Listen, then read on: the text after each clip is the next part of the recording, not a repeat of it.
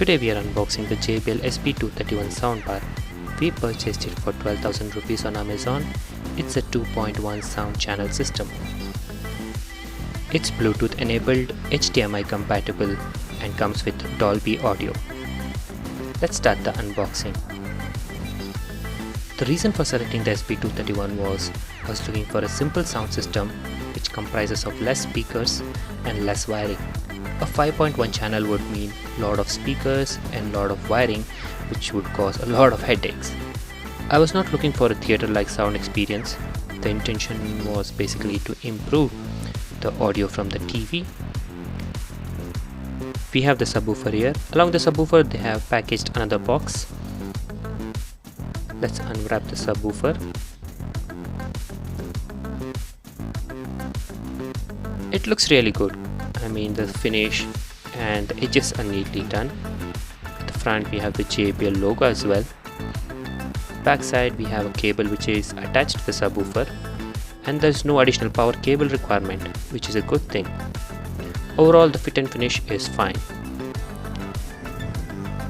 and it feels premium too. Let's open the box.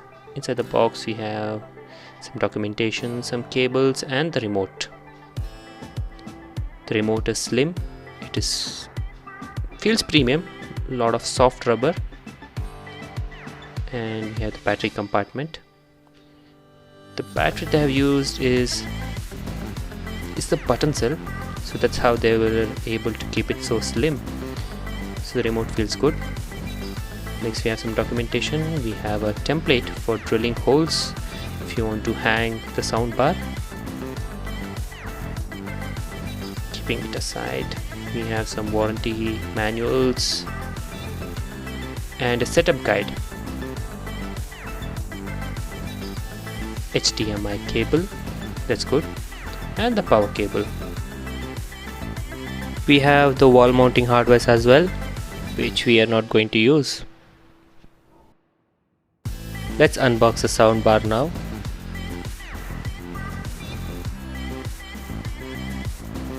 On the top we have some glossy plastic finish. We have 5 physical buttons: the power button, the equalizer button, the mode selection and the volume buttons. Front we have the speaker and the speaker mesh, but there is no branding. Bottom we have soft knobs for placing. Back side we have the power port, the USB port, the HDMI ARC port, the optical port and the subwoofer output port. The optical port is covered by a plastic cap or the dust cover, so you need to be mindful of that. Let's set it up. So I have finished the setup. As you can see, minimal wires, minimal fuss, minimal tensions. So this is the soundbar which I have placed right below the television.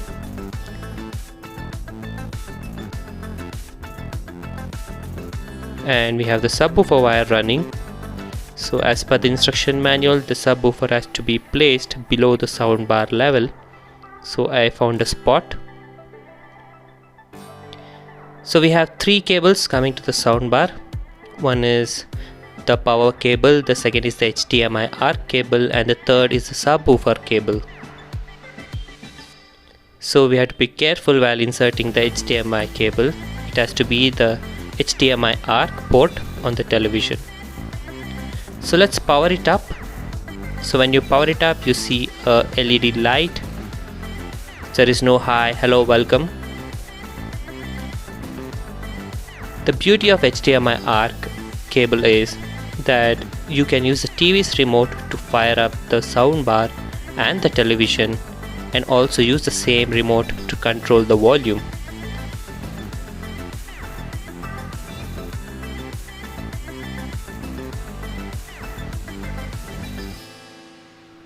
As you can see, I'm operating the remote and both the television and the soundbar is responding.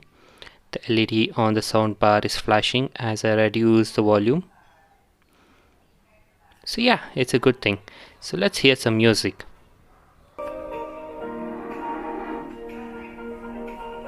the sound coming out is, I would say, 10 to 20 times much better than what we used to hear on the television. It's crystal clear and loud enough.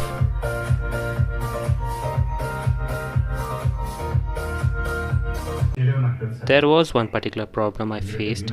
The dialogues on Netflix and Prime app was not loud enough. The other sound effects were pretty decent, but the dialogues I was not at all happy. I tried to change the equalizer modes. So we have 3 equalizer modes: the movie mode, the music mode, and the news mode. So basically it varies the bass settings. The movie mode has the highest bass setting, and the music mode has little less bass and a bit more voice clarity, and the news mode basically has a better voice clarity. But still the output felt low. The music and the effects were pretty good, but the dialogues were, I felt, was not audible enough.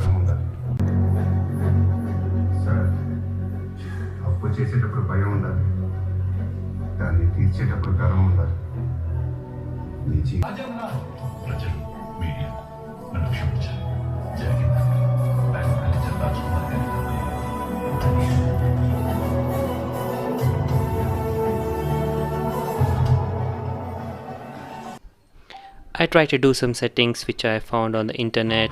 I tried to change the audio output, basically the digital audio out, to the PCM mode, which improved the voice clarity, but it reduced the effects. So there is no Dolby digital when you switched over to PCM.